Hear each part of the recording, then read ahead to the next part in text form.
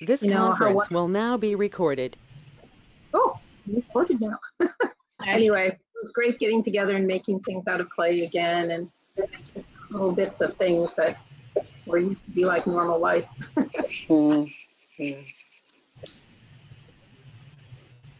I just got a text message from Allison that she's trying to dial in, so Okay. I'm gonna try to.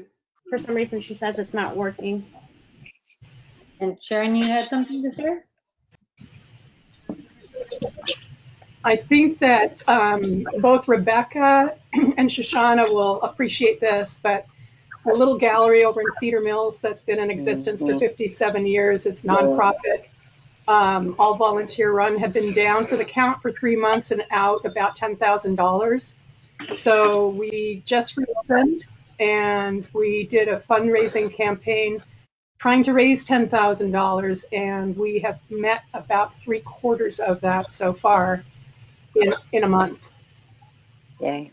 So we're really grateful for all those supporters. Glad to hear that. Nice. Who wants to go next? Julie? Yeah, sorry, I was waiting for my mic. My kids have been doing a camp this week called Art in Nature, and it's been an online camp from a camp up in Washington that's usually an in-person camp. And I expected it to be pretty light because, you know, it was for 5 to 8-year-olds and Kaylee's been doing it.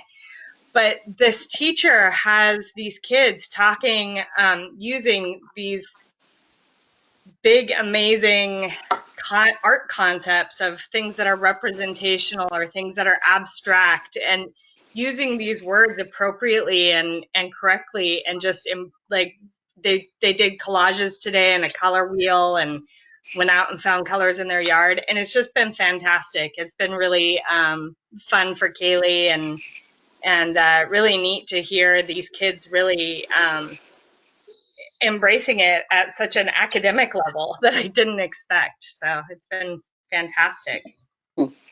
That's awesome. Cool. Yeah. What's the name of the organization, Julie?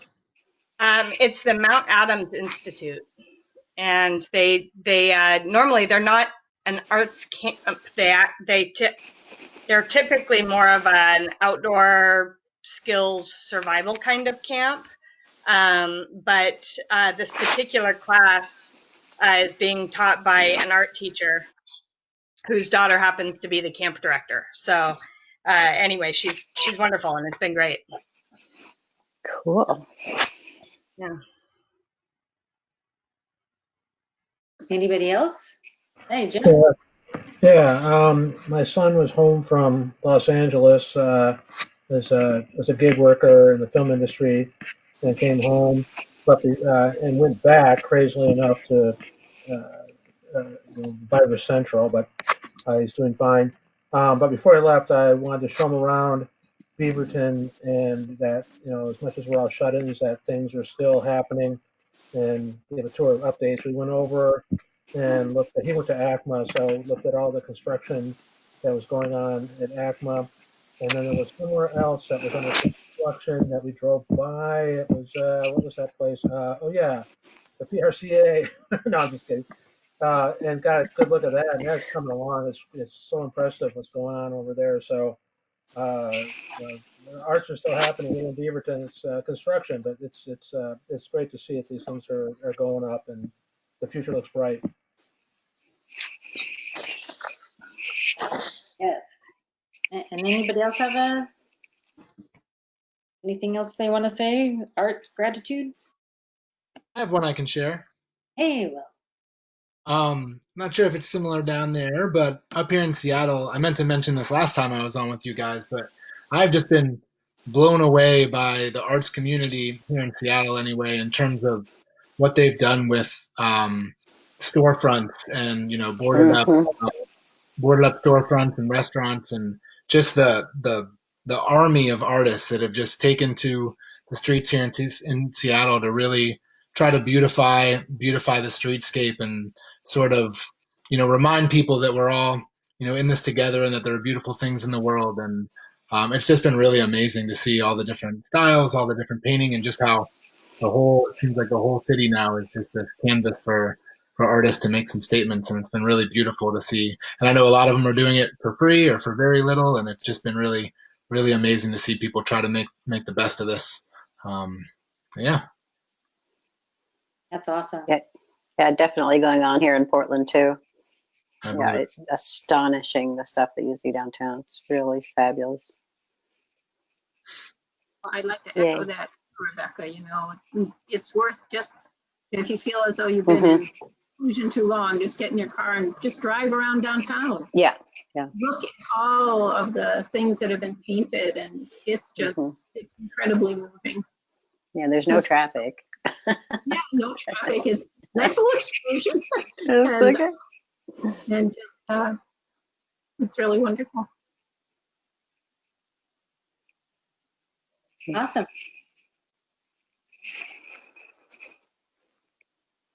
So are we good with arts gratitudes, or is there anybody else who wants to share?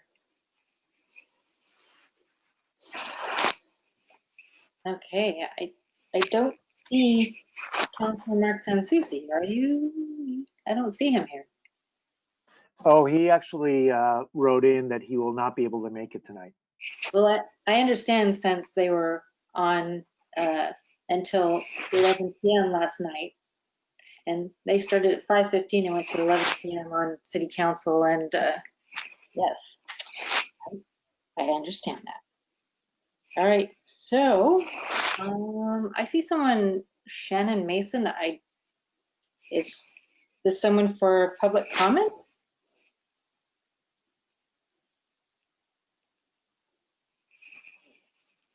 This is the time for public comment. So. Sorry. Hi. I Oh, just wanted to sit in on the meeting and see how it all is going and what you all are up to, and yeah, be more involved in the community. Okay, well, welcome. Thanks. Hello. Okay. Hello. Welcome. Welcome. Thank I you. guess we move on to the approvals for minutes from June. And has everybody had a chance to look at their minutes from the last meeting? Yes. Yes, I did. So can I get a motion to approve?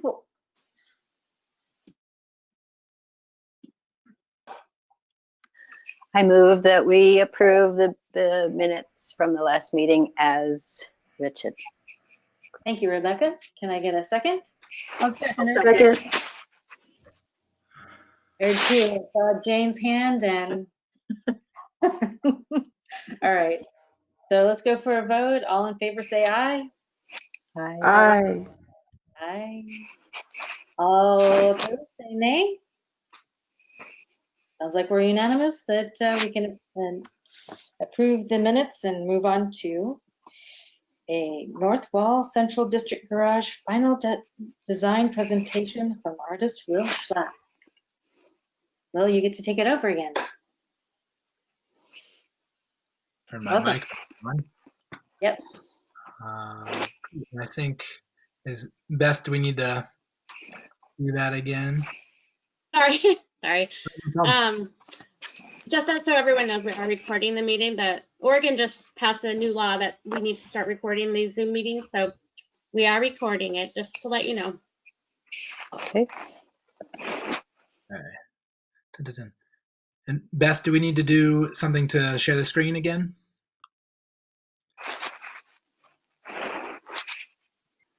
Yes, I'm going to make you be the presenter.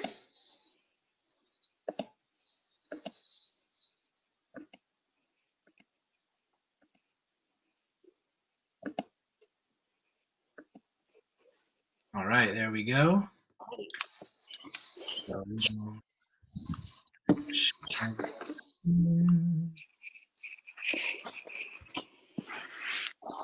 Okay. So can everyone see that and hear me okay? Mm-hmm. Yes. All right. And I know some of you will be hearing this for the second time here in a couple hours, but hopefully you don't mind. All right, I'll get started. So firstly, I want to thank the City of Beaverton for the opportunity to create one of the many pieces of public art to accompany the Patricia Reiser Center for the Arts. It's a thrilling project, and I feel truly honored to be a part of it.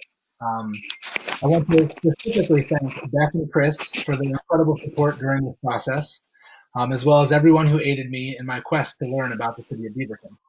I'd like to thank Gina and Shelley for sharing their wisdom on the subject, Bruce Barbarash at the THPRD for discussing Beaverton's parks and conservancy efforts with me in detail, Kyung Park and the Youth Advisory Board for helping me gain the youth perspective, which can often be overlooked in these processes, and all the city employees, architects, and contractors on the project team that have patiently worked with me to ensure that everything is cohesive and on track.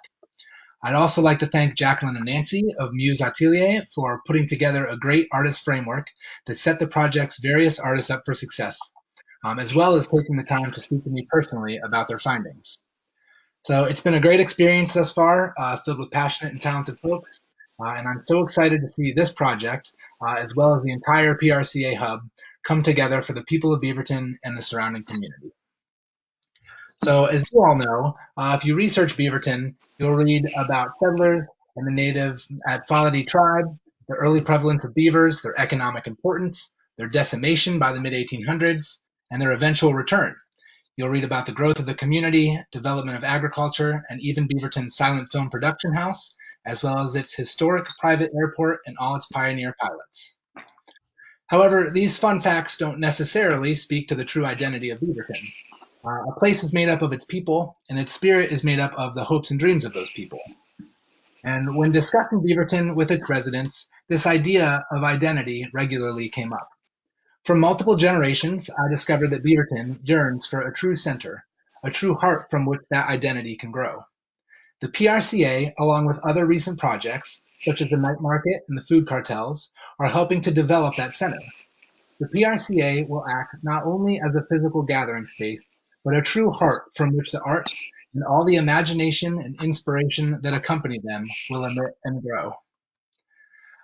I learned how important natural resources are to the people of Beaverton. Whether it's visiting the city's many parks or riding along its beautiful trails, the ability to enjoy the area's natural beauty is one of the city's most important aspects to its residents. At the same time, folks are excited to see Beaverton grow, excited to welcome other cultures, eat at new restaurants, and experience more of the things that city life has to offer. Again, the PRCA represents this growth, but not just for growth's sake. Instead, it's growth for the sake of culture, community, and the people of Beaverton and surrounding communities. And while it's easy and exciting to look toward the future, it's less so to examine the past. Research speaks to the to the Tualatin natives and the wrongdoing to which they fell victim. Research doesn't necessarily show the passion with which today's Beavertonians approach this history.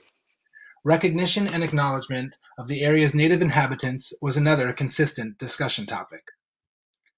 Through it all, these findings help develop the goals of this work: to aid in placemaking efforts to establish the PRCA as a central hub for the city of Beaverton, to speak to the dichotomy of natural conservation and city development, and to acknowledge the importance of sharing the arts with one another, and not just the art of now for the majority, but the art of always for everyone. During some poking around, I discovered this image from the Fish and Wildlife Service and think that it accurately relates the primary concept of this work. Just as pollinators are responsible for the conservation and growth of their habitat, artists are responsible for the development and conservation of culture. Pollinators are the perfect metaphor for the spread of art and ideas. And as I've mentioned to you before, this is the star of the show, the Fender's blue butterfly. While the concept of the pollinator is one that applies the world over, the Fender's blue butterfly is endemic to the Willamette Valley of northwestern Oregon, making them a perfect ambassador for the region. What's more, the Fender's blue butterfly was thought to be extinct in 1937, wasn't rediscovered until 1989, and is now considered an endangered species due to loss of habitat. This narrative not only highlights the importance of natural conservation, but in keeping with our cultural metaphor, provides a crucial message regarding our collective responsibility to amplify voices and preserve cultures. So in its final form, here's the work for the North Wall that I'm titling Gather. The goal of my work isn't to adorn buildings or streets with decorative art as much as it is to create unique moments and spaces, designed to add to our understanding of our surroundings and ask us to consider our relationship with the world around us. Gather depicts a kaleidoscope of giant Fender's blue butterflies, which is a word that I just learned is the official name for a group of butterflies. It shows them migrating from the brush of Beaverton Creek to the Creekside Garage, entering the garage through a huge open sliding door. The butterflies, realistically rendered, stand off the garage at different distances, creating different sized shadows that help to physically place them out in space. One butterfly on either side float out past the edge of the garage, adding to their feeling of lightness and flight. The trompe-l'oeil doorway is surrounded by yellow pollen dust, left by the butterflies as they maneuver and scuttle their way in. The pollen not only speaks to their role as carriers of culture, but also creates a magical aura around the doorway, asking viewers to imagine what lies inside the garage or even beyond. A light hangs above the doorway to guide the butterflies to their destination. At night, the light illuminates the doorway and the nearby butterflies, casting long shadows that add depth and movement to the piece.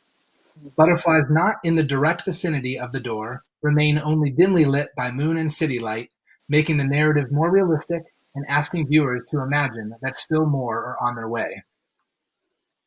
With the exception of the project's painting, for which I will be responsible, the fabrication and installation of the project will be completed by Ramsey Signs, the local company responsible for Portland's famous Old Town Stag sign, among countless others.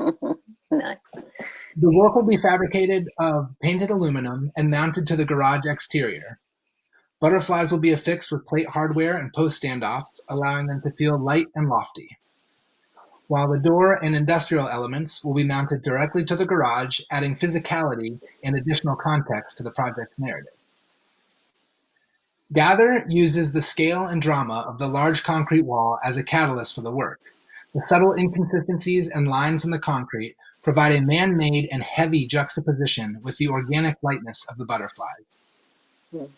While the wall itself is only partially covered with art, in turn, the entire garage becomes activated by the work's narrative. Where are they going? What are they doing? What lies beyond this wall? Well, for one thing, the PRCA lies beyond this wall, a place for art, culture, and community, a place that celebrates ideas and welcomes everyone. Another thing that lies beyond the wall, more local animal species. As I sought to develop additional potential imagery, I learned that the garage itself has a branding theme based on the local ecology, naming each level of the garage after some natural neighbors, including the red-legged frog and the gray wolf, to name a couple. So as I've sat with this work, more and deeper meanings have revealed themselves, confirming that the piece's strength lies in its simplicity and the malleability of its interpretation. As I read this to you over a video conference call, the world continues to reel from the effects of a global pandemic and social injustice. Across the country, people are stuck at home, forced to distance from one another, but longing for social interaction and a feeling of togetherness. And as I read this to you, my newborn son is in the other room with his mother, and I think about the kind of world I'd like for him to inherit. Whether intentional or not, this piece will speak to a unique and trying time, and it will be a reminder that sooner or later we will all be able to gather again. Lastly, it was also brought to my attention during a previous project presentation that the architects were initially hoping to open up this wall a bit, but due to engineering restrictions needed for it to remain solid. So not only does the trompe-l'oeil opening realize the initial hopes of the architects, it also represents the simplest and potentially most profound idea behind this work. With some imagination and creativity, we can put a door in a huge wall and let beautiful things in. So I want to thank you again for the opportunity to share this proposal with you, and I'm more than happy to answer any questions if you have them. So that's it. Thank you so for much. doing that again. No That was a lot to read. Not a problem. Happy to. Any questions from anyone? Any discussion? I have a question. Will the wings on the butterflies move or? They will not. So the butterflies are flat panels that will be, so they'll be rendered in this way here on this final screen.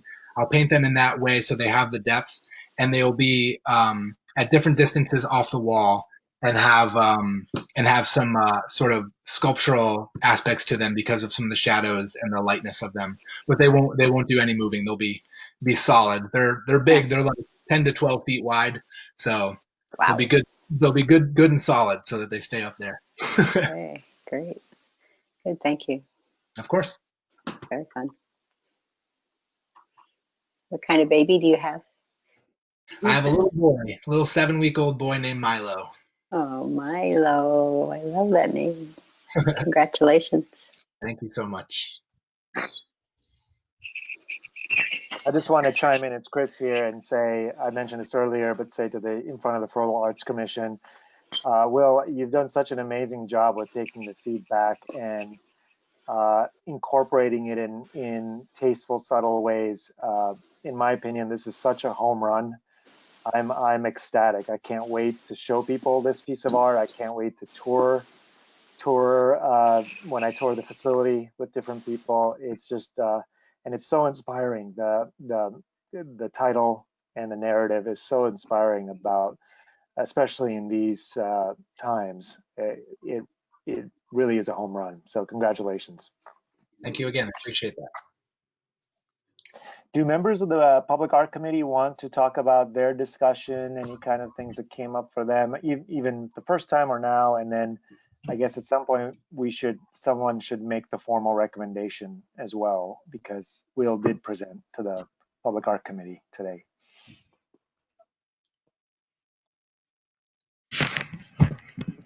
Yeah, I'll chime in real quickly. Again, well, amazing. From the initial designs that we saw and the improvements to utilize the full wall, it is a home run.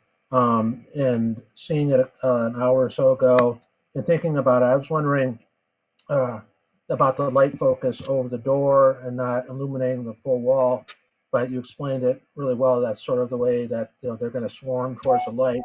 I also think it turns it into a different work of art at night and sort of makes it more focused on the swarm going in, and it'd be even more dynamic that way. So that's the thought process of that. I think that's great. I thought it was like you got to illuminate the full wall and get the whole effect, but the targeting is great. So that's a great improvement. Thank you, Jim.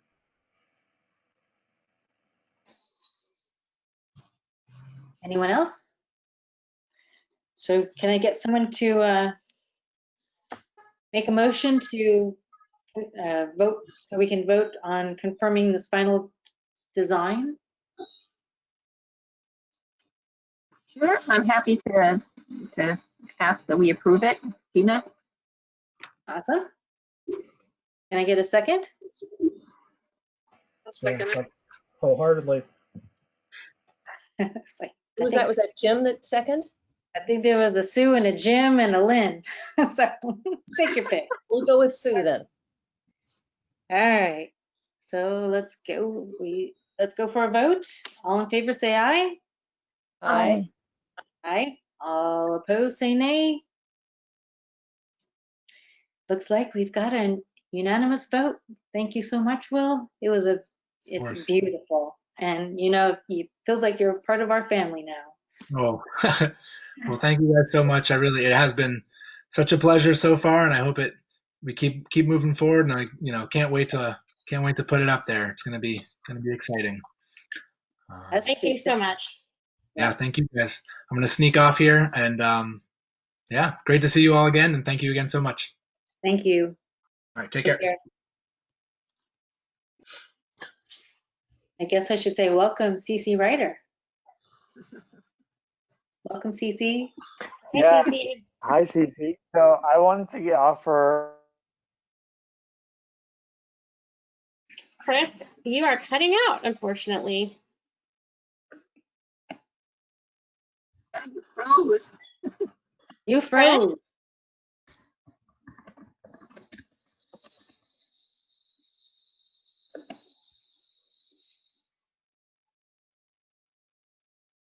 Now what? Is everyone else here?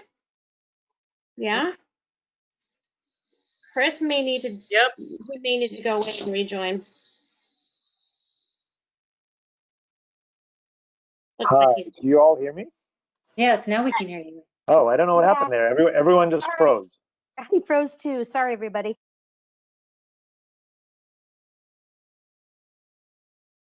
I think Are you still somebody with may us? have asked me a question though, and I froze, so I Oh, didn't hear part Oh of it. no, I I just- just said welcome. Oh, see, thank you. Thank you. so I appreciate that. I think, yeah, I started talking to give a short introduction and you all froze. Something's up. You all, I don't know if it's on my end or It's you. it is me. Okay. Yeah, but we can hear you Weird. now just fine. Oh, So great. Okay, we're I think good. we're good. I think we're all good. All right, broadcasting live, the fun of live TV. So I wanted to offer a short introduction, and Beth, I don't know if you heard me, but I was wondering if you can share the reins so I can present my PowerPoint.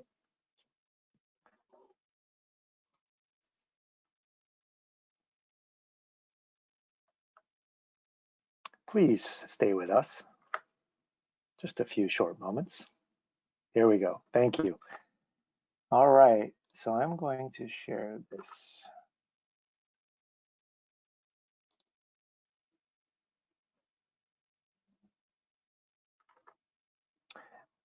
Okay, I can't see you all, so I can't tell if I'm still freezing up. Let me pause. We can hear you. Oh, great, there you are. Okay. You're good. We can hear you. You all see this screen, PowerPoint screen yet? Yep. Yes. Okay, great. So if you all remember, if you all remember a few months ago, I mean, as long as a year ago, but especially a few months ago, I spoke to you all as we determined the governance model for the Center for the Arts, what might happen. And I shared this slide with you as far as what the portfolio of arts programs looks like, arts assets, if you will, at the city. And in this model, you see the city, mayor's office. On the left-hand side, it's what I call kind of the two legs of the arts in Beaverton as part of the city Beaverton Arts portfolio. On the left-hand side, you see the Center for the Arts under a nonprofit governance model, which should now is no surprise to you. I've kept you up to speed there. That has become official. Last time, I believe I shared with you that the council has approved a one-year agreement for the next year while we negotiate a longer-term agreement for the center to be managed by and governed by a nonprofit entity, that being the Beaverton Arts Foundation, that will transform over the next year to become the Center for the Arts, Inc., the nonprofit. And then on the right-hand side is the city arts program in that portfolio.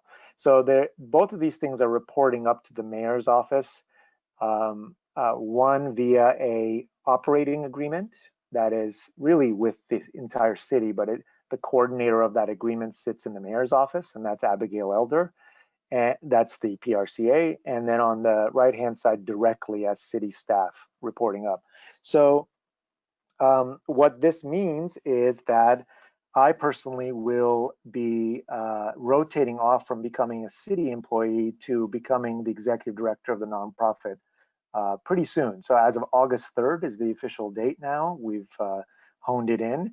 And what that inherently means is that the reporting structure will change.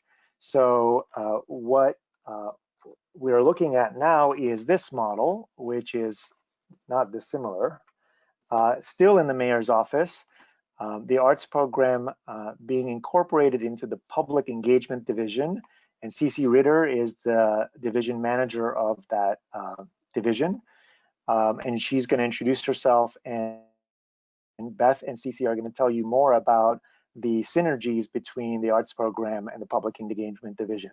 I will say that day to day, this doesn't change much for you all and the arts program. In fact, it actually gives the arts program a better seat at the table, if you will, and you'll hear more about that.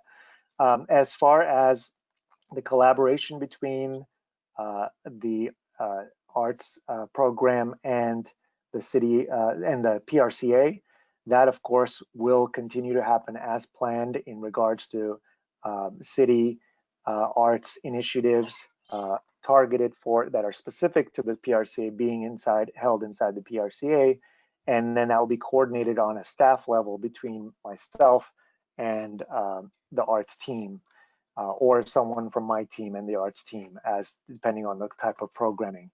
I will continue to attend as many of the Arts Commission meetings.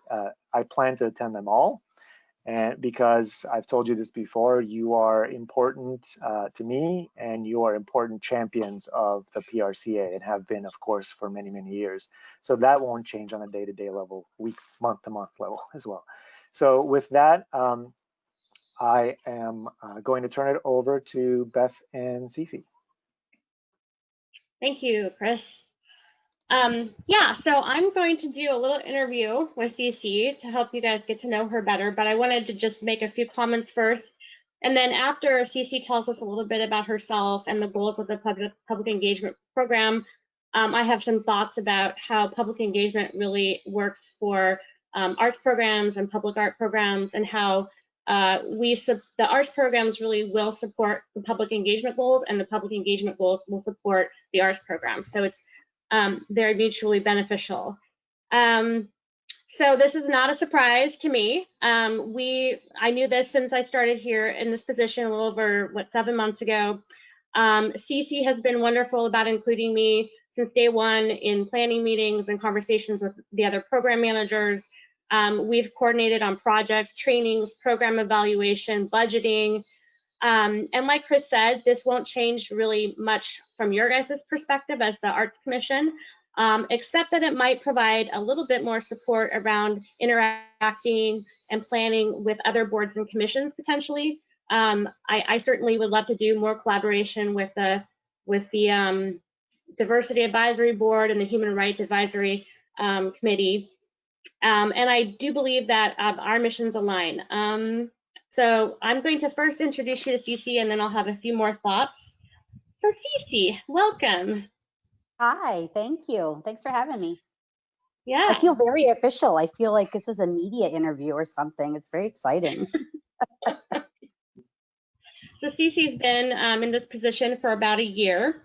Yeah. In fact, I think wasn't this week your anniversary? Your 1 year? Yeah, the June 24th actually was my 1 year at the city. Yeah. So would you tell us a little bit about yourself, your background, your education, what brought you to the city of Beaverton? Sure.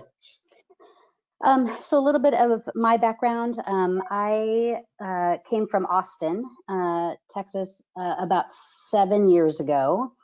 I worked at the University of Texas at Austin for 16 years. So I'm really a higher education person. That's my background. I've had a 25-year career in higher ed, and now I'm in local government, which is really quite fantastic. But I came to Portland about 7 years ago to take a job at Portland State University. So I was a vice president at PSU and worked on diversity for that campus. But when I moved to Beaverton, we came directly to Beaverton from Austin. I got a postcard in the mail from the city, and if some of you may have received that type of board and commission recruitment as well. That was one of the first things I got in the mail, and I was so excited because I had done Leadership Austin through their chamber and had been really involved in the city in Austin. And so I thought, well, yeah, I should get involved as soon as I get to Beaverton. So I filled out the application for the very first round of the Diversity Advisory Board. And that was the first year it was moved from a task force, the diversity task force, and became the DAB. And so I was really able to start that work and from the very beginning, and was able to help charter that organization or that commission or board, and helped construct the DEI plan for the city. So I feel like I've been with the city for a long time. I just haven't been a city employee. So I'm really excited to be here, and I'll tell you all about the public engagement division too. So Cece, will you give us a brief overview of what programs are under the public engagement division? Yeah, I'd be happy to. Probably more than anyone would think, probably more than I thought when I first was looking at the job, and now we've expanded, so that's even better. So we have a number of, we call them programs. They're not exactly departments because they're fairly small teams, but we have the marketing program. So we do marketing for the entire city and all the projects and programs and events that happen. We have the neighborhood program. So the neighborhood associations, the boards and commissions, public involvement as well. We have the events program, who do signature events for the city and also partner on a number of other events that happen, ribbon cuttings and groundbreakings and those types of things. We have cultural inclusion now, and community service program. Now we have the arts program, which is also really exciting. And then we have the Center for Mediation and Dialogue. Great. So what do you think some of the major accomplishments for the PED division have been over the last year? Yeah, I feel like we've grown leaps and bounds. So the PED, or as we call ourselves, lovingly call ourselves, Public Engagement Division, or PED. So you'll hear that a lot. We've done a lot of streamlining processes. As you know, the city is growing, not only in our residents, but with the, I don't say demand, but sometimes demand for more programs and more things and more engagement that need to happen in the community. And so we felt that pressure in a good way to try to come up with innovative ways that we can reach the community and do things that the community is interested in, not only in programs and events, but getting input on some really serious issues that we're looking at as a city. So I think we've done a lot of good work in very practical things like building a work order system so people can input their work from inside the city and say, I need help with marketing, or I need help with this event. So we're tracking those things better than we ever had. And growing by leaps and bounds just in a lot of the things, and really moving a lot of our things to a virtual environment right now. So that's been a lot of work as well, but I feel like we're a really creative group. And I think you'll enjoy some of the things that are going to happen over the next few months that you'll see from the city. Yeah, I want to add that I think having Cece in this role has been really fantastic. She's really helped break down the silos, I guess you would say, between the different programs. And we've really started functioning as a division and as a team, and that cohesion and that culture of collaborating is really grown in the time that I've been here. Cece, can you tell us a little bit about like big items or upcoming goals for the PED division? Like what are the top 3 or whatever? Yeah, well, as you all know, the DEI plan went through a refresh in 2019. So that was approved by City Council as well. So that document really exists to infuse equity into everything that we do at the city. And so it's, we are, because that advisory board, the diversity advisory board, just like you are attached to one of our staff members. So Alexis Ball, who's the equity and inclusion manager, also sits within our group. And so we really wrapped our arms around the DEI plan. And so we're doing a lot of work with every department head for accountability, because like any strategic plan, you can produce a really beautiful document, but if you don't track it or have accountability, it just sits on the shelf, and then you have to do it 5 years later all over again.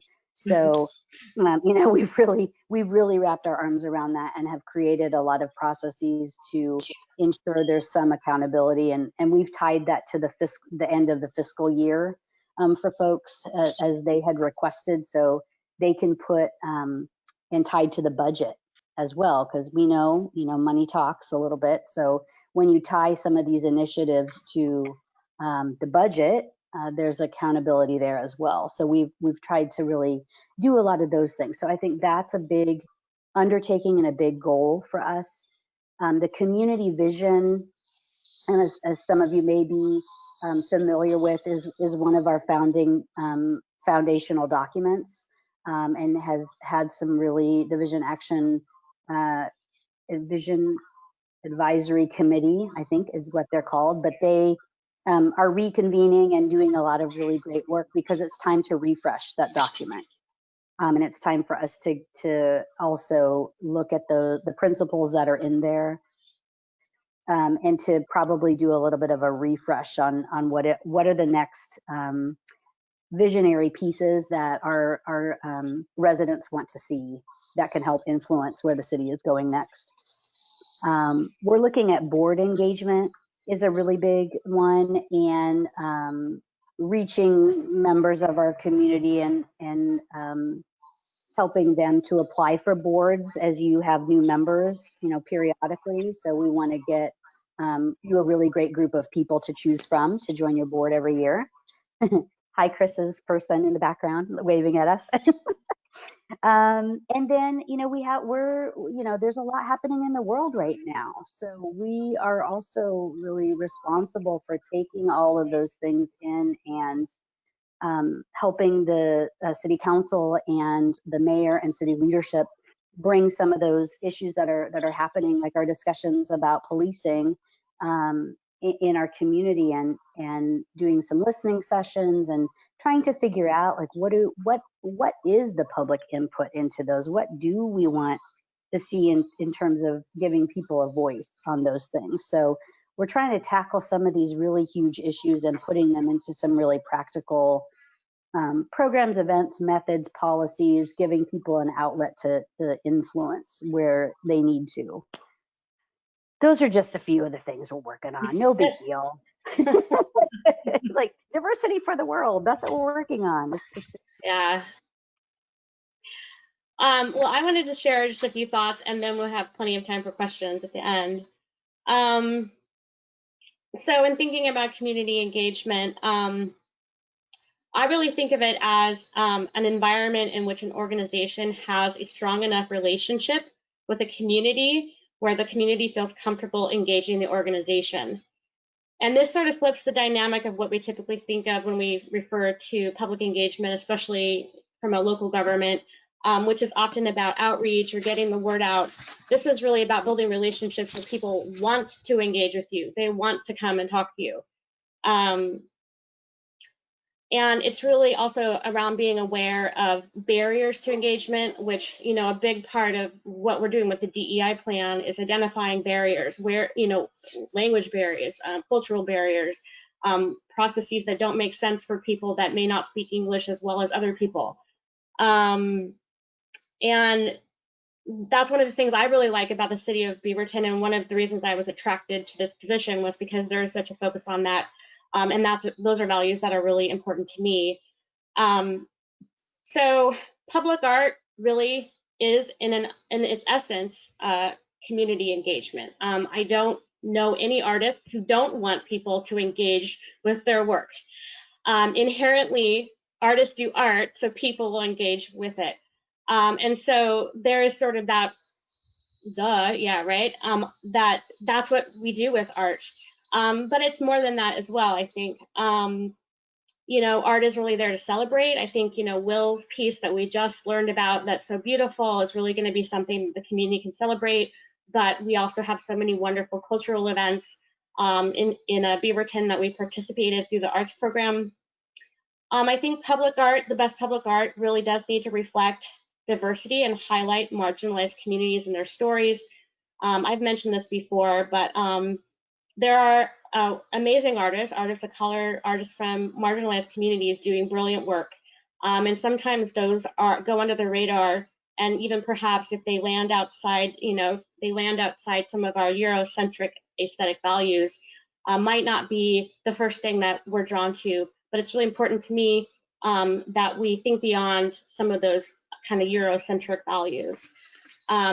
There's a lot of research that shows that public art and amenities increase civic pride, and that civic pride translates to actually economic benefits, but also community cohesion, that people that live in communities that are aesthetically attractive and reflect back to people who they are, have a better sense of community, and people care for each other more.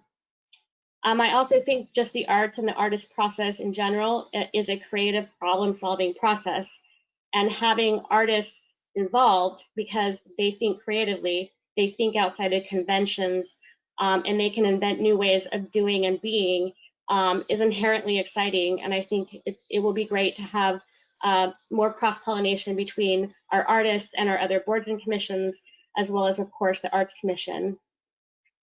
And then I do want to also just mention the idea of artists as second responders. And this is something Chris and I were just talking about recently. And I think you can kind of feel that in Will's piece, actually, and sometimes artists are first responders too, but this idea of artists as second responders really is that after there is a tragedy or a natural disaster or a huge shift for whatever reasons, and we don't have any of those currently, right? That artists can really come in and engage in catharsis and cathartic co-creation, which I think really helps people heal, to help make meaning, and to connect with one another. Many people have turned to the arts during this pandemic. I know all of us have, to provide comfort, relief, joy, and imagine a new future. So I think that there's a lot of projects that we do with the Arts Commission that already support public engagement. But in terms of kind of future action items, we want to continue to make our selection committees diverse, ensure that community members are aware of the opportunities to participate in the selection process and also in the commission, and collaborate with the DAB and the HR Act, which I already mentioned, getting better feedback from the community. And then, I should mention our grant program. We've actually recently gotten a lot of feedback about our grants program. That what's so amazing about it is that it breaks down a barrier because we don't require matching funds. And that is a huge barrier for a lot of arts organizations, particularly arts organizations that are led by people of color. There's a lot of research that actually demonstrates that those organizations often get less grant funds. So that's a barrier that we want to break down and we want to change. And then the COVID relief grants have been a way to pivot and help organizations that wouldn't be able to be helped otherwise. So we can talk a little bit about next steps, and I'm certainly open to any questions you have for me or Cece or Chris, or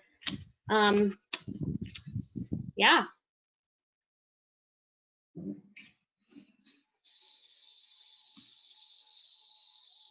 Go for it, Amanda. Thanks. I'm super excited about this. I love the idea of the arts program going into the public engagement division. I think that, I'm totally on board. I think that all of that really connects. I'm curious, because you even brought up the idea of artists as second responders or first responders. Are there any plans for connecting with the community and creating opportunities or even just explorations for them to help not just the professional artists, but maybe the amateur artist or the community member, explore everything that's going on in an artistic way or through art, because it can be really healing and helpful, and especially in times of times of crisis. Yeah, I think that's a great idea. Because the pandemic is so fluid right now, we don't have anything like that planned, but I think that's an excellent idea.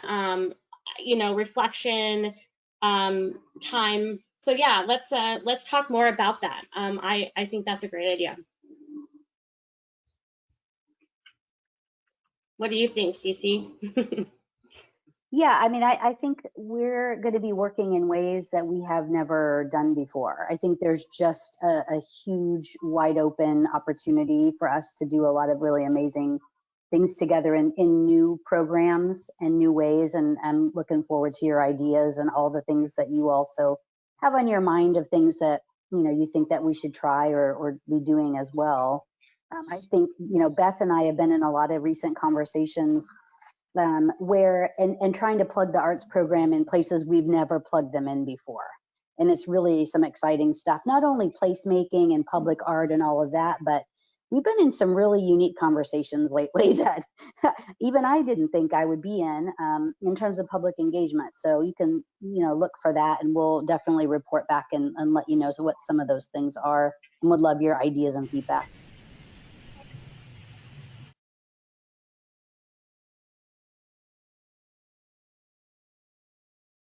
Sharon, Awesome, you're thank you. Yeah, I'm happy to continue the conversation. I turned it on. There you go. Now we hear you, Sharon. Ooh.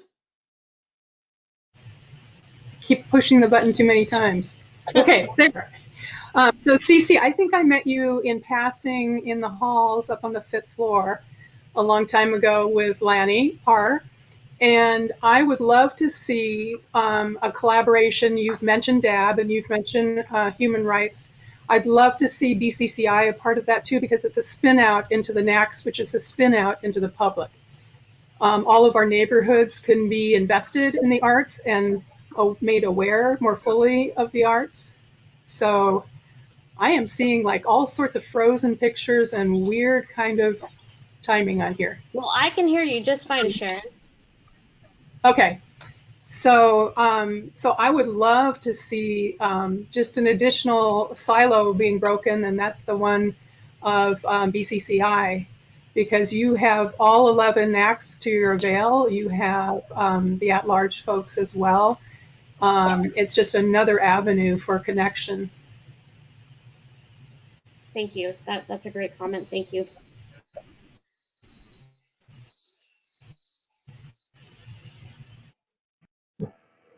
Hi, Cece. Nice to meet you.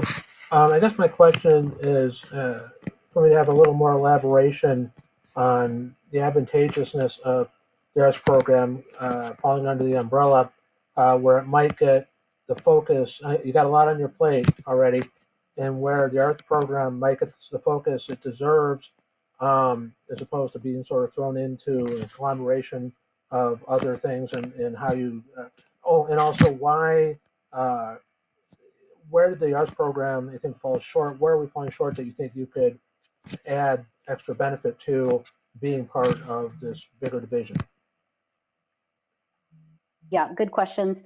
I think what I've spent a year doing is building efficiency, because we need to have some big conversations, and we can't do that if we're all, trying to order tape or trying to figure out how to pay an invoice, or those things are important, but we need to be having some really huge conversations right now, and it's really important that we're able to intake all of the things, as Sharon said, like working with the boards in a different way and all of that. I feel like we are really becoming a more efficient organization, especially in the PED division. So I hope that you'll see some of that as well.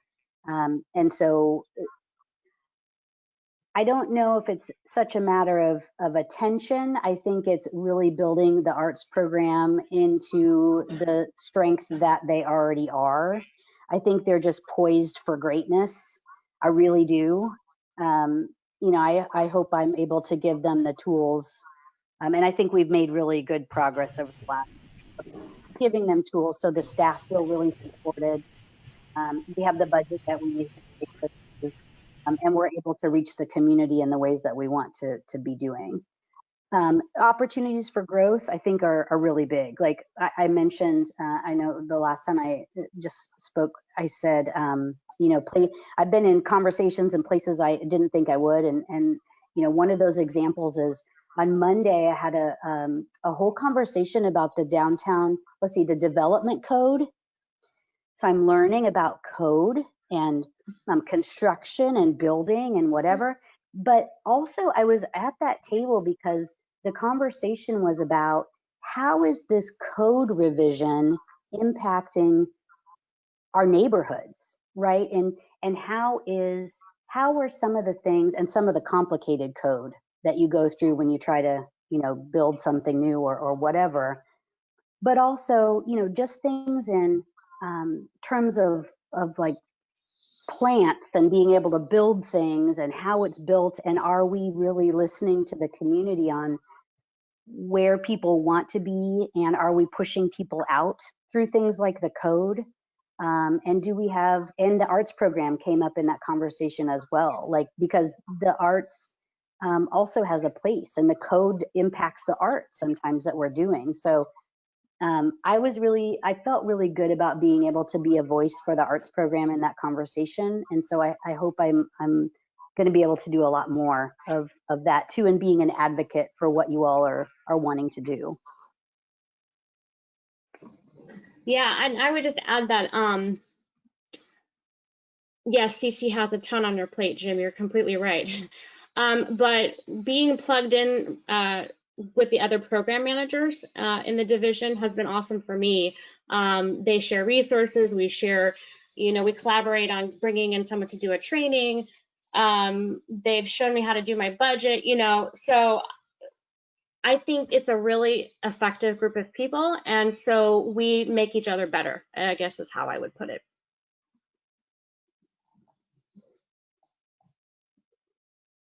Anyone else have questions or comments? No? All right. Well, I just wanted to say thanks for welcoming me, and thanks for the questions. Hopefully you'll know where to find me, but if I can be of service to you, please let me know. Or Sharon can find me in the hallway someday again, and we'll have a conversation. But I do hope to see all of you again soon and join your meetings periodically as I'm able to as well. But if I can do anything, please let me know. I am going to go feed my family now also, because as you mentioned earlier, the council meeting was really long last night. Yeah. So I'd like to sustain them in some way at some point. Right. But it's good to see your faces. Thank you. Thank you, Great to have CC. you, CC. Good night. Thank you.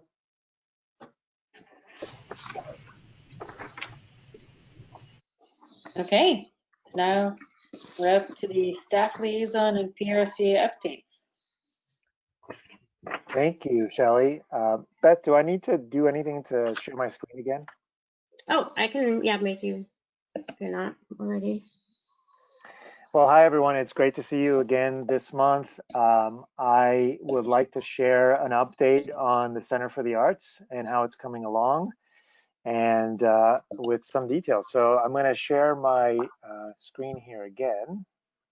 Bear with me.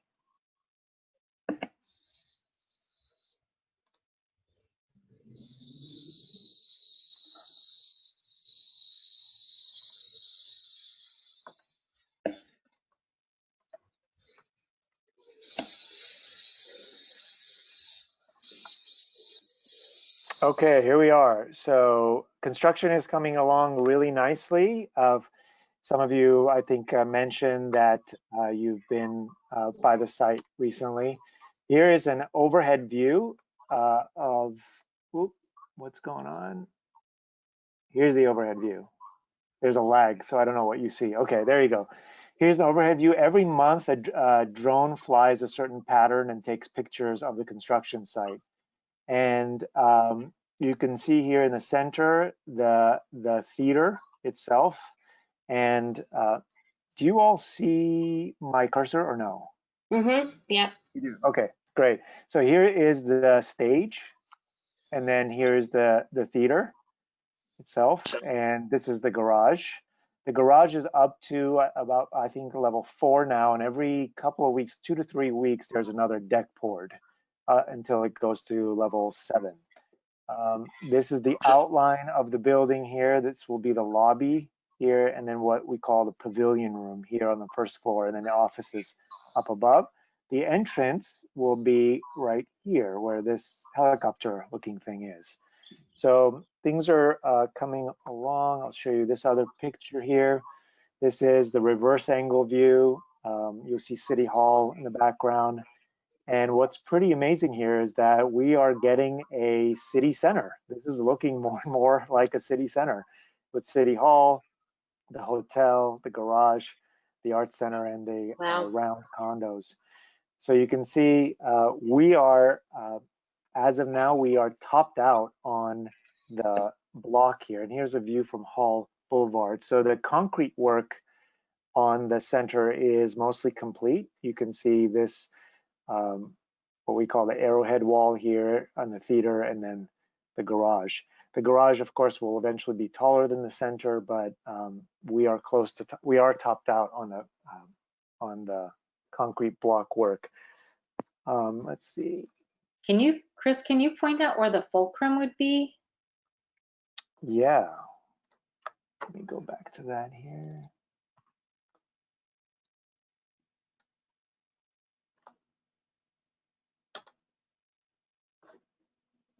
There we go.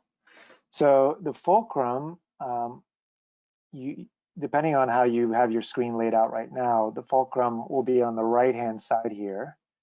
You might have to move your view here. So where the construction trailer is right now is where the fulcrum will be, somewhere along the creek there. The steel work is about to start on the facility, and that will take about a month. We've had a recent delay because the steel, actually, the plant that was fabricating the steel had a COVID outbreak in Texas. So we've had to switch plants and make some arrangements, but the steel will arrive in another week on site and will take 3 to 4 weeks to complete, which you might imagine that's fast for steel, but there isn't a great deal of steel in the building. There's the roof and there's some other parts of the building that are steel. And you might recall a few months ago, I mentioned a steel topping out ceremony. We will still have one. Unfortunately, it will be much more intimate than originally planned because of social distancing. We'll have about 8 to 10 people on site. So that really is going to include, council, the mayor, and Pat Reeser. And I will let you know when that is. And what I'd like to have happen is give a few groups the opportunity to come on site and sign that last piece of steel that will be topped out. It will be a white piece of steel. We know where it's going to go in this one stair tower. So that piece of steel, the underside, will always be visible, actually, if you go inside this one stair tower. And what we'll do is we're going to have some open dates, some open hours for people to come in, and of course, all of you will be invited to come in and sign that last piece of steel by that construction trailer that I just pointed out. So stay tuned for that. It might be, yeah, Jim has his pen already.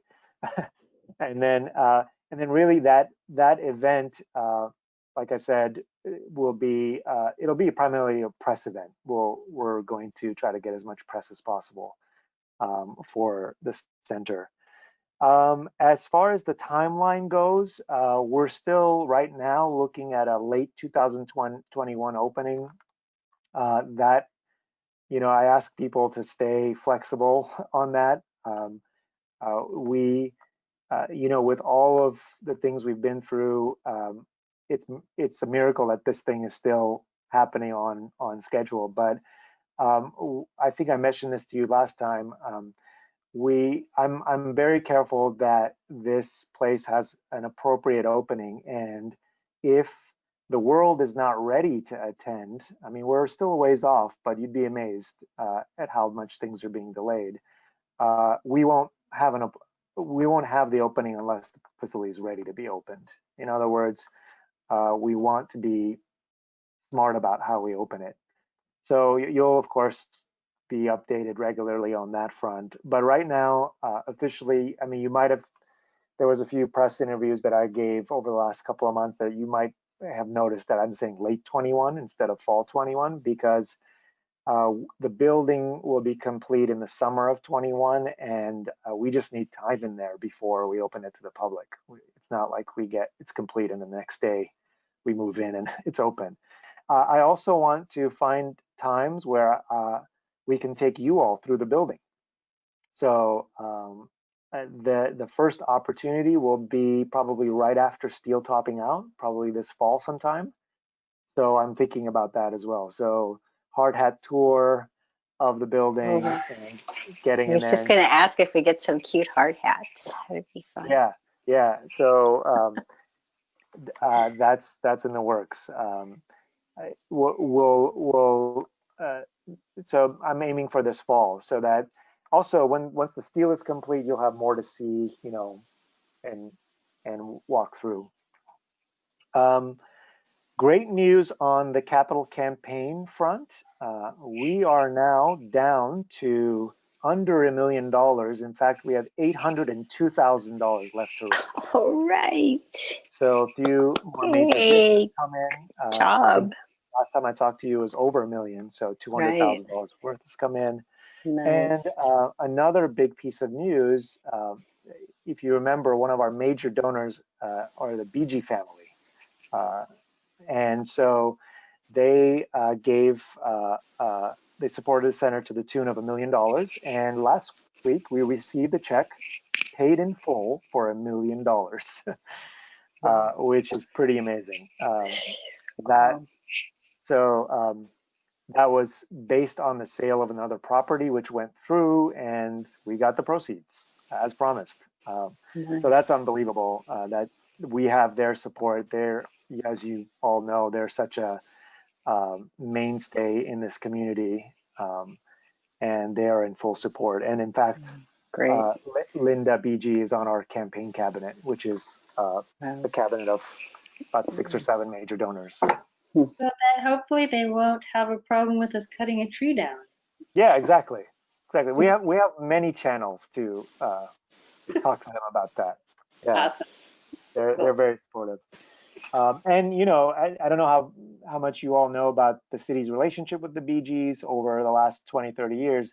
The BGs have expressed now they're so happy with what the city's done. And of course, the food cartel was a boon for the BG family, and that was a city-run, kind of mayor-run, council-run initiative to incentivize that. And so the relationship is great right now.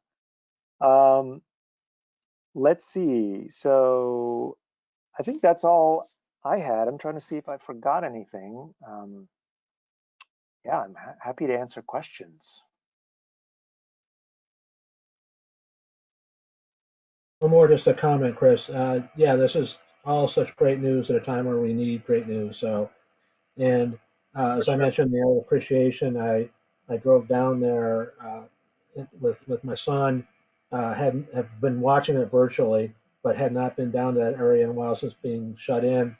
And we drove by, and it was almost simultaneously just wow, and it is wow. It's just coming along at such a great pace. It's looking very impressive. So we need this, and it's so great to see that happening. Thank you, Jim. Yeah, if you all haven't been down there, I would echo the same thing that Jim said. I drive by once or twice a week on a regular basis, and there was a period of about 2 weeks, 10 days, 2 weeks where I didn't go by. And then it seemed like, what have they been doing? There's just so much more visible. And I'm feeling like somebody else should be driving so I can have a good look, or pull off so I can really take it all in. So it's just great to see it getting bigger and more spread out, and, more permanence every time I go by. It's great. It's just really great to see. I'm another one. When I'm going into chamber, I'm like, oh my gosh, look at this, more. It's always amazing because we're right across the street. Yeah, thank you both. It's surprised me at how present it is on Hall. In the renderings, you kind of see it tucked back there, and it seems like such a far distance, but it's actually not that far from Hall. It has a presence, and I was pleasantly surprised because I was worried that people might not know it's back there.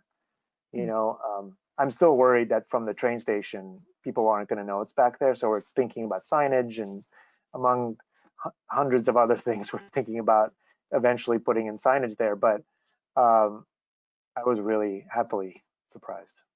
Yeah, I just quickly add that the wow thing was that it's more prominent than I thought, again, from the renderings, that it really stands out. It's awesome. And that's what it's like, wow, you know. Yeah, the other thing is that the sense of depth perception is not always clear in renderings or in floor plans.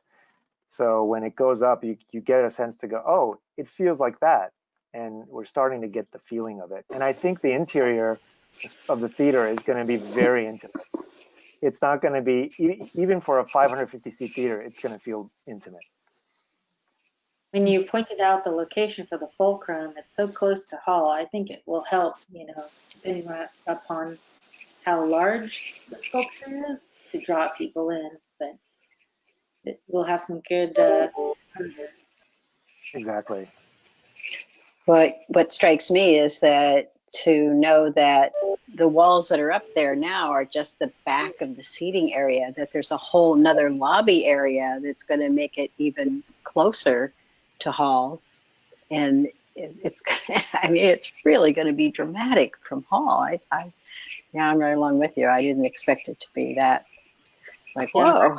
When I drive by, I'm the same as you, Mary Ellen. Like, we walked the whole area, I think, last Thursday. So it was very impressive. Yeah. And the hotel across the street, and there's just everything is growing right there. Yeah, there's the curtain wall, the glass frontage that will, you know, encase the lobby, and I think that glow is going to be beautiful at night. The lobby lights. Yeah, it's very exciting. Yep. Well, thank you, everyone. Yeah. It's great to share with you. And like I said, I'll be here providing updates. And one thing is, people might be thinking, well, when are you going to start kind of dialing in programming? When is it going to be available for rentals? That's all coming. COVID has kind of thrown a curveball for us in terms of outreach and trying to figure out outreach in terms of the kind of the community at large and surveying them.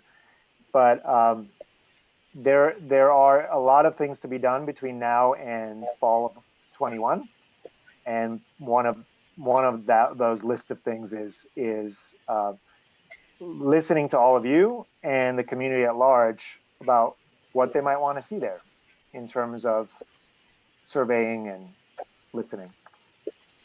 I'd love to see some virtual concerts while we can't be seated in the theater, but you know, why not? I know if there was about 3 more of me I could clone, we could get that done. But you know, it's an interesting point, Shelley, because you see a lot of organizations that are pivoting right now to going virtual. Our silver lining for us is that we don't have an organization yet, and we can actually wait to launch at the right time. Once we launch, the train is rolling, and anything after that will be considered a pause, right? So, I mean, this amazing content that's coming out, mostly free, is kind of a pivot and a pause, right? It's like, and Amanda can speak to this, and other people that are parts of arts organizations can speak to how do you deal with keeping your patrons engaged and your base engaged while you can't see them.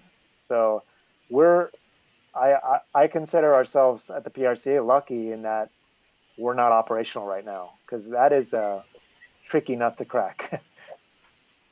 Yeah.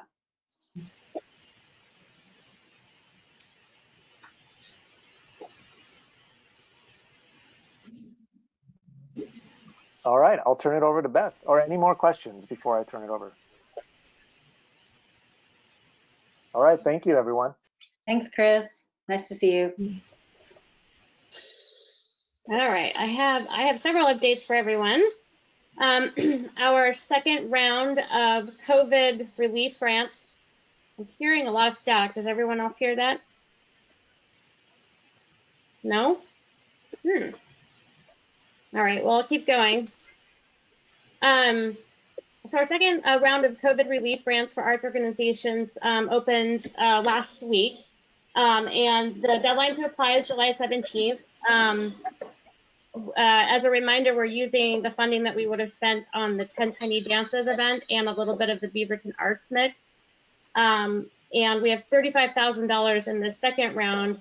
And it is open to any arts organization that that's in the Beaverton or that serves Beaverton residents and artists. So it isn't, you don't have to be geographically necessarily inside of the city, but you do have to demonstrate that you provide a benefit to the city of Beaverton and its residents. We mentioned this last week, but last month, but I'll just remind you that this year BAM is going virtual. So our Beaverton Arts Mix event, we have gotten hundreds of submissions so far, and that will be up all month of all of October. So we'll send out some reminders about that as that gets closer. I've been talking with Blessing Hancock, who is doing the piece at the Public Safety Building, and she just passed her 25% design benchmark and sent over the information and confirming that she was coordinating with the contractor. So we're just working on getting the plan for the conduit that will light up the work. But she's on track to install in September. And I don't know if we're going to have a dedication event in September. I kind of doubt we will, but maybe later. So we'll have to figure that out. Everything is crazy. And then just around, I'm doing a lot of work around contracts with the PRCA artists. So just for your knowledge, we actually do 2 separate contracts, one around design work and then one around fabrication and installation. So with 4 pieces, that's 7 contracts. First one was just design only. And then I also have the typical kind of updates from the city. I'm sure if Mark Sansucci had been here, he would probably have already shared some of this, but I'll just read through them really quick. July news. So Black Lives Matter. Beaverton prides itself on being a diverse and welcoming community. We are listening and working to address heartfelt concerns brought to our attention by community members about systemic racism and calls for equity. We are committed to a path that brings us closer to where we need to be. As a city, Beaverton has invested in policies and programs to help make our work accessible to all community members who call our city home. Beaverton's Diversity, Equity, and Inclusion Plan, first adopted in 2015 and updated in 2019, is a guiding document for internal and external efforts. The Beaverton City Council passed a resolution denouncing systemic racism at the June 9th City Council meeting. The resolution announces the city's promise to support nonviolent protests and dismantle longstanding actions that harm people of color, as well as a commitment to eliminate racism in our city structures and practices.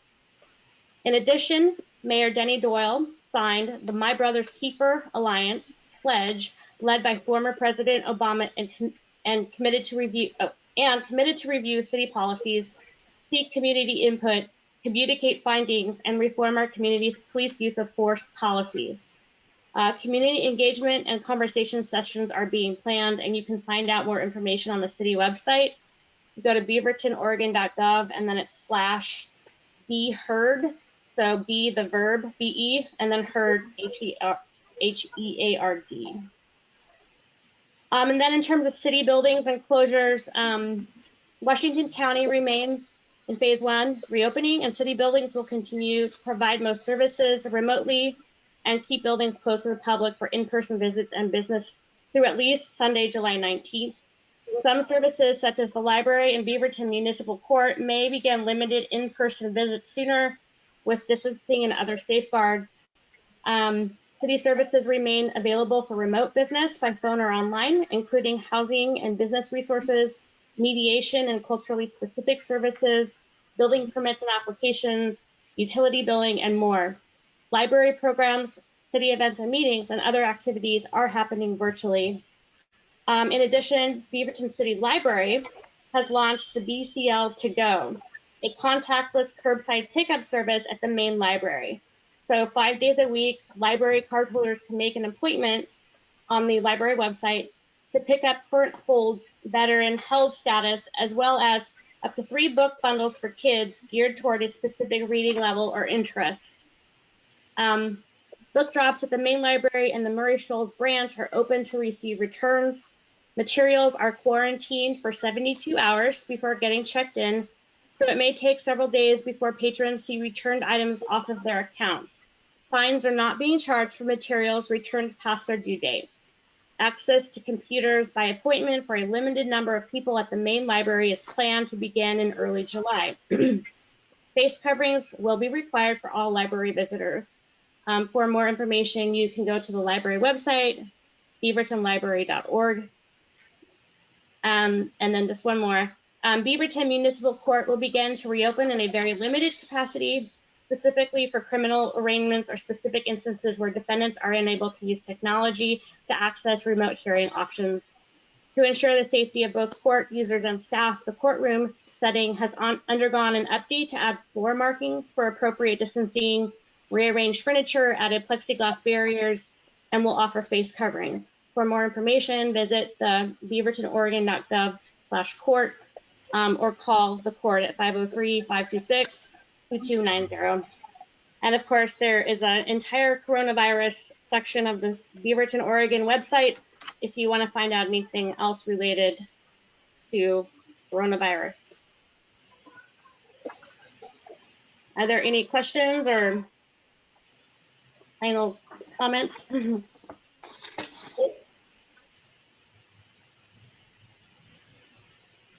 I had a question about, it looks like, is it First Street that's closing now for restaurants to put up a, oh, it looked like close the street to enable outdoor seating more? Yeah. And I wonder if arts program had any involvement in it, or? We haven't. I mean, I knew that it was happening, but no, we haven't been involved. And we are also talking with, economic development and community development. Some of our downtown placemaking stuff might end up being postponed this year because they've also pivoted to try to provide business support. As you might imagine, that's a huge factor right now. So that staff has pivoted towards their grant programs, their support that they're giving businesses. So some of the placemaking kind of stuff that would involve the arts might not happen as quickly, but that's the more emergent needs. So that's what we're going with. Yeah, I wondered whether there could be any music there or anything, any single people. It's hard to tell. Anyway, we'll ask that.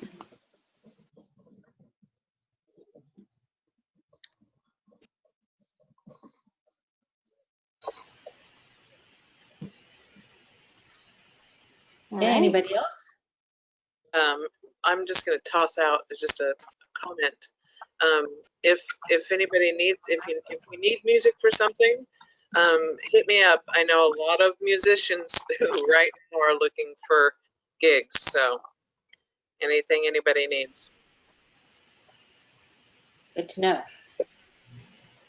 Yeah, like a single person who's strolling around the area, could alert the whole area that there's something happening over there that, you wouldn't visually see it, but you could hear something's happening. I'd just like to throw out what a weird summer it is without Ten Tiny Dance and, just the music at the market and concerts and just, it's weird. and to think of BAM being virtual, it's going to be interesting. It's not to the see. same. It's not the same, but I try to think there may be some good things about it too, and we could think of a way to do it maybe in conjunction with the live thing so that we can expand the audience, perhaps. I don't know. I mean, I'm just always looking for positive things that are going to come out of this somehow. But I don't know, it's just a very weird summer. I'm missing the night markets and just so many fun things that we had going on. But oh well, we'll get through it. We'll be back. We'll be back bigger and stronger than ever. Yeah, What means that we're even more aware of how important those things are in our life. You know, Aren't we we didn't though? realize how fulfilling Mm-hmm. all of this was for us. Yeah. That's a great point. Yeah, I was just talking to my husband yesterday. He goes, "Man, I really would love to just be able to go to a concert." You know? Yeah. Well, you know, so I have lots of, you know, musician friends from around the world, and we were meeting every Saturday, and then we switched it to every other Saturday. And you know, I couldn't count the number of musicians that I know who are trying to come up with new ideas, whether it's, you know, offering lessons, you know, and I mean these are people who've played with some of the biggest acts in the world, um, and you know, there's a group of female guitarists who have gotten together to offer a symposium, which is like it's a I think it's a 3-day workshop. You know, all of whom have, you know, names of their own, but they've all come together. I think there's 4 or 5 of them to offer this workshop because they're trying to figure out how to make a living because they can't tour.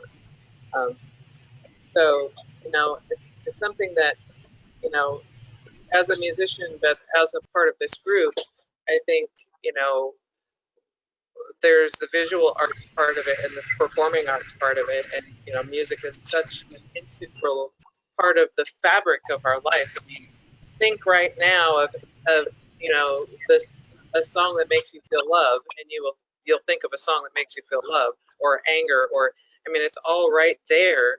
And I think for so long in the U.S., we really have not the same appreciation for music as you know, other countries, especially in Europe. Um, but it's definitely something that's on my mind about like how do we also, you know, how do we help all artists, you know, of every kind to be able to make it through this, because this is real. I mean, there are people who are like, I don't know if I'm going to be able to keep my house or keep a roof over my head in any way, and it's really scary. So something to just know, you know, if you see something passing by, you know, and you have the means, you know, support all the artists you can. Absolutely. You know, it'd be interesting to know what's the link to your group of guitar players. And also, there's so many different things each of us run into, and how do we just email all of us, you know, so that we're all aware of different things that are happening, so that in our own circles we can pass information on. Sure. I mean, I can send you the link to the guitar player. The one person that is, you know, one of my very closest friends is Jennifer Batten, and she's the one who came up with the idea to do this, and she played with both Jeff Beck and Michael Jackson. So there really is no bigger, you know, side person as an instrumentalist that that you come up with. So it's her and I think, you know, I think 4 other women. But I just sent you guys in the chat window the biographies of hopefully that link will work. I was helping her with her website because I was like, if you want help, I'll do what I can, you know. And I just got laid off from my job last Friday, so I'm feeling the kind of you know, concern in a different way. You know, I know for me, I'm a great marketer, and so I know how to go get a new job. But for musicians, that's what they do, and they need an audience to make a living. So, yep. Feel free to pass it on. Yeah, thanks for sharing that, Lynn. Thank you. Yeah.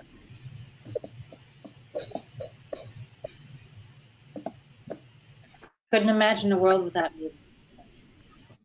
Me neither. I don't know what I would have done in my life without music. Music has been central. Lynn, has Jeremy Wilson kind of switched gears on the foundation? Are you asking me that question? That was Lynn. I don't know who Jeremy Wilson is. Okay, he supports a lot of people, but especially if they get down on their luck or have medical emergencies. It's for the musician group. Like Music Cares? Well, it's called Jeremy Wilson Foundation. Oh, Jeremy Wilson Foundation. I've never heard of it. Thanks for telling me. I will look it up. I know that we had, when we were signing up for committees and stuff earlier this year, there was something that had to do with like artists in the economy that was available to sign up for. Does it make sense, maybe given everything that's going on, to convene that committee just to brainstorm and come up with ideas? Sure. Or even the outreach one, and think about maybe there are ways to publicly engage people in art right now, and just use that as maybe the brainstorming that Cece brought up earlier, that she was open to some ideas. So maybe it makes sense for both of those committees to get together and maybe just collaborate. Maybe something will come out of it. That's a great idea, Amanda. Actually. Yeah, I know. Oh, someone else say something? Yeah, no, I will. I'd be happy to convene that arts and economic group. When we were going to really be focusing on identifying all of the arts organizations and resources in the community, which have dramatically shifted clearly in the last couple months. So, yeah, it would be a really good idea to do that. So I will do that. That's a great idea. It's Chris here. I also just sent a link to a website called SaveOurStages.com. It's an advocacy effort it's a national effort to get in touch with elected officials to help funnel federal funds to independent venues. So along the lines of what Lynn was talking about, there are independent venues you all know in the region, Aladdin Theater, others who are close to the brink of going out of business. So our venue is not in that bunch. We're a slightly different beast. We're not an independent venue, but these are the so if you have a chance, check it out. And there's actually a predetermined letter, pre-written letter there where you can copy and paste and send to your state officials, legislature in a matter of minutes. So to advocate. All right, SaveOurStages.com. That's yeah, right. Great. Yep. If anybody ever wants to do, if anyone hears of brainstorming being done, feel free to include me in that. I just last night had a very long conversation with the bass player named Ben Jones, and Ben is, he's done everything from play with the Oregon Symphony to, tour with, the Neville Brothers, for example. And we were talking about just that, like, let's get a group of us together and brainstorm and try to figure out, ideas that can help, artists of all kinds. And, the thing that comes to my mind is, when we're talking about the virtual environment is some number of years ago, they started showing the Metropolitan Opera live in movie theaters. So it was streaming, but it was live, and things like that. I mean, we don't know, we don't know where this is going in terms of how long artists will be out of work. But it's definitely something that is, months have already gone by, and those who rely on that as their only source of income they're facing homelessness, and it's really concerning.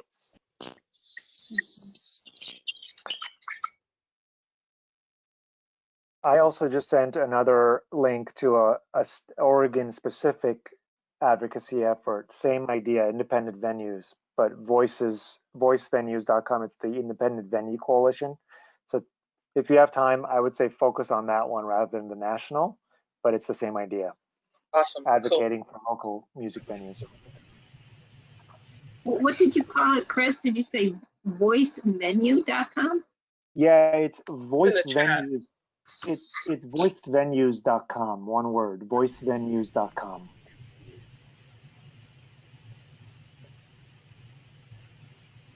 It's arranged by the owner of the Aladdin Theater, but it includes several venues.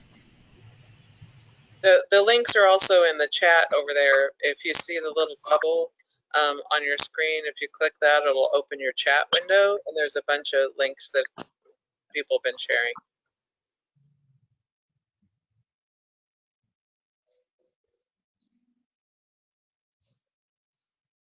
Yeah, thanks for talking about this topic, you guys. It's, you know, it's the central part of my life, and you know, we've been, you know, doing all the work around the Performing Arts Center, around getting the art, you know, but we haven't been talking a lot about the performance part of it. Mm-hmm. Yet. Mm-hmm. Okay. Anybody else have anything they want to talk about? Nope. Okay. So we're at 8:14. Is it time to adjourn? Awesome. Bang, bang. All right. Thank you, everyone. Good to see Stay you all. safe. Thanks, everyone. Good to see you. Nice to see everyone.